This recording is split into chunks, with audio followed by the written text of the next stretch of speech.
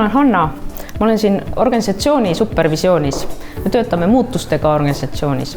No neid muutusi meie organisatsioonis on enne ka olnud.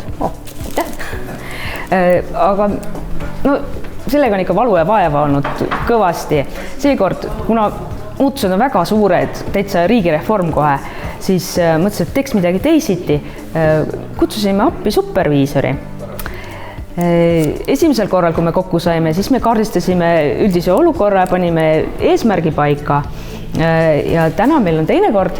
Nüüd me oleme konkreetsete sammude juures, just kommunikatsiooni teema on meil ja arutame, et kuidas seda infot viia võimalikult laiali ühtlaselt. Ja seda on väga hea teha, sest meil on siin supervisioonis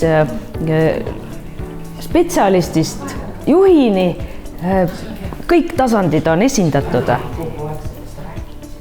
Ja seal on meie superviisor, vist kutsub mind. Ma lähen.